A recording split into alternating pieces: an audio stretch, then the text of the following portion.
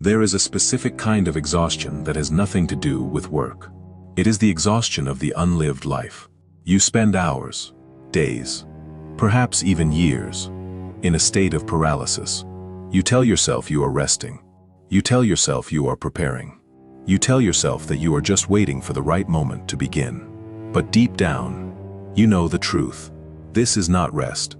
This is rotting. You are stuck in a waiting room, watching the clock tick, terrified to walk through the door and actually participate in reality. You believe the problem is laziness. You believe the problem is a lack of discipline, or perhaps a lack of dopamine. You are wrong. The problem is not that you are lazy.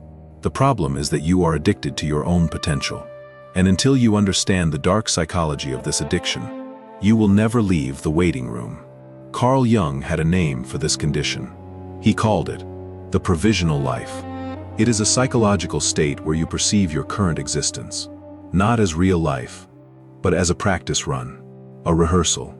In the provisional life, everything is temporary. Your job is temporary. Your relationships are temporary. Even your suffering feels temporary. You live with the secret, unconscious belief that one day, the curtain will rise, the real show will begin, and you will finally become the person you were meant to be. But that day never comes. Jung observed this pattern specifically in people who were highly intelligent, creative, and full of promise. These were not people who had no future. These were people who had too much future. And because they were so terrified of ruining that future, they refused to step into the present. This is the archetype of the Puer Aeternus, the eternal child. The eternal child is not just a man-child living in his parents' basement, though that is one manifestation. The eternal child is a spirit, a mindset, that refuses to touch the earth. It wants to fly. It wants to remain in the realm of dreams, ideas, and infinite possibilities.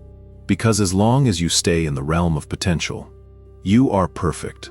You are limitless. You are safe. But the moment you touch the earth, the moment you commit to one thing, you lose the possibility of being everything else. And for the eternal child, that loss is a fate worse than death. Let us deconstruct this addiction. Why is potential so intoxicating? Think about the novel you haven't written yet.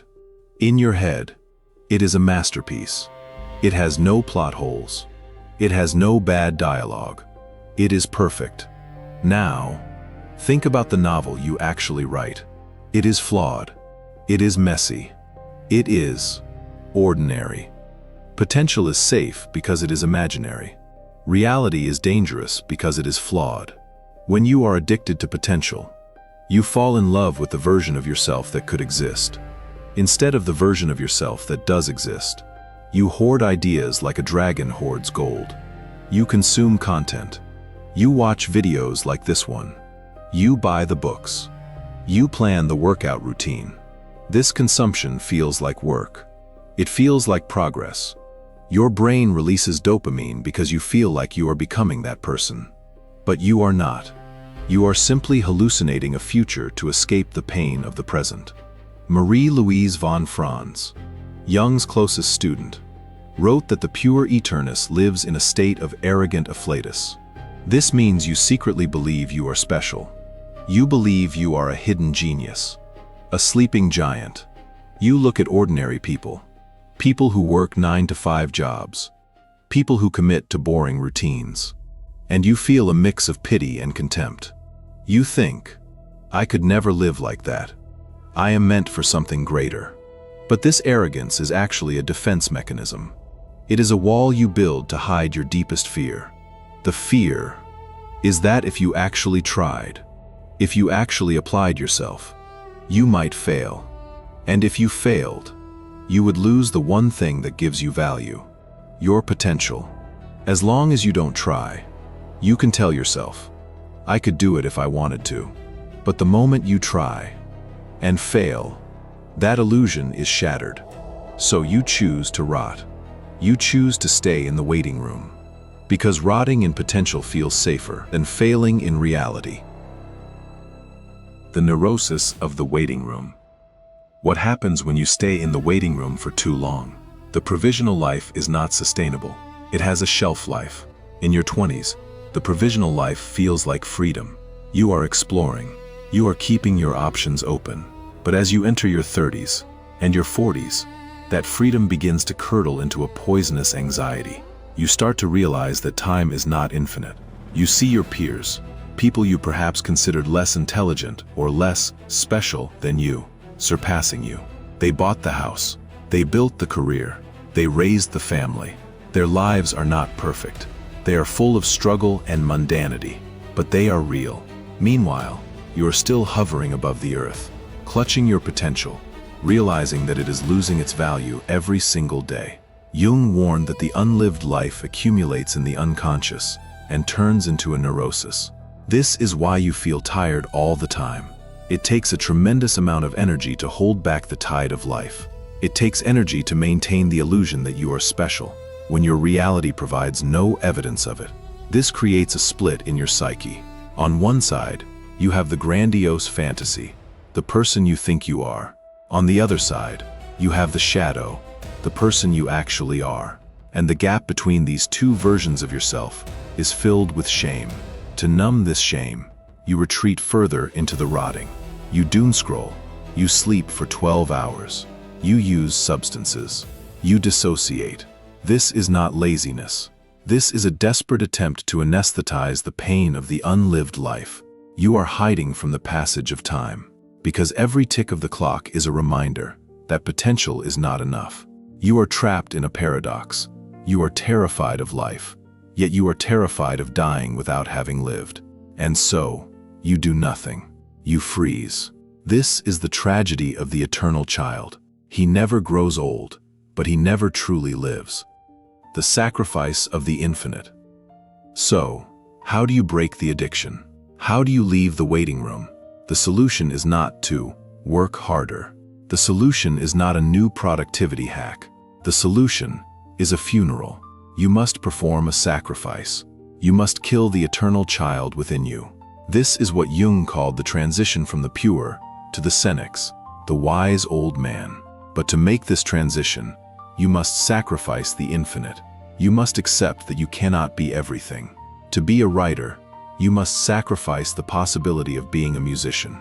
To be a husband, you must sacrifice the possibility of sleeping with everyone else. Every choice is a death. Every commitment is a limitation. And this is what you have been running from. You have been running from limitation. But Jung teaches us that limitation is the only vessel for reality. Spirit is like water. Without a cup, without a container, it spills everywhere and accomplishes nothing. Limitation is the cup. You must choose a container, and you must accept that the container will be small and imperfect. You must descend from the sky and crash land into the mud of reality. Marie-Louise von Franz gave a brutal prescription for the Puer Aeternus. She said, "Work is the only cure," but she did not mean exciting work. She did not mean passion projects. She meant boring, repetitive, mundane work. Work that does not stroke your ego.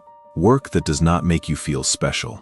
Because it is only through the resistance of the ordinary that the spirit becomes real. You must stop waiting for the perfect time.